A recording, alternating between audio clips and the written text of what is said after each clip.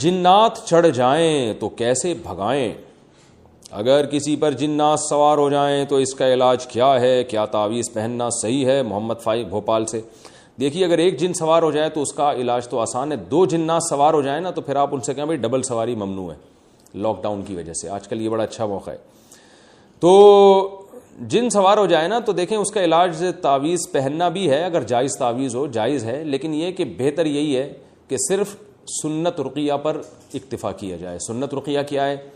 جو رقیہ رسول اللہ صلی اللہ علیہ وسلم سے ثابت ہے. سورہ فلق پڑھیں, سورہ ناس پڑھیں اور سورہ فاتحہ پڑھ کے دم کریں, آیت الکرسی پڑھ کے دم کریں, بس اتنا کافی ہے.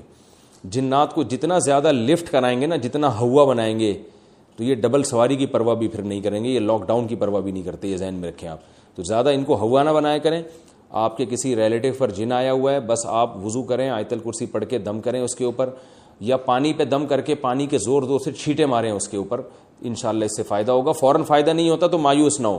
بس آپ نے کہا کہ میں نے یہی کرنا ہے, تو جن آپ سے مایوس ہو جائے گا. جن کہے گا یہ مجھے زیادہ لفٹ نہیں کرا رہے, یہ لوگ نکلو یہاں سے, کہیں اور جا کے اپنی دکان چلانے کی کوشش کرو. جنات کے بارے میں مشاہدہ یہ کہ جو لوگ ان کو زیادہ لفٹ کراتے ہیں, عاملوں کے پاس بھاگتے ہیں نا علاج کے لیے, انہی کو زیادہ یہ مسائل ہوتے ہیں.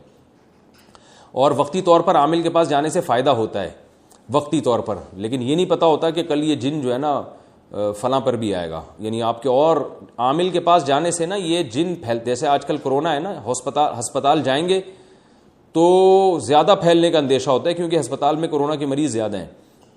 تو بالکل یہی حال ہوتا ہے. عاملوں کے پاس گئے نا تو وہاں ویسے ہی جنات راستہ دیکھتے رہتے ہیں عاملوں کا, تو وہاں اور زیادہ جنات آئیں گے اور اس کے ریلیٹیوز پہ بھی آنا شروع ہو جائیں گے. یہ ہمارا مشاہدہ ہے.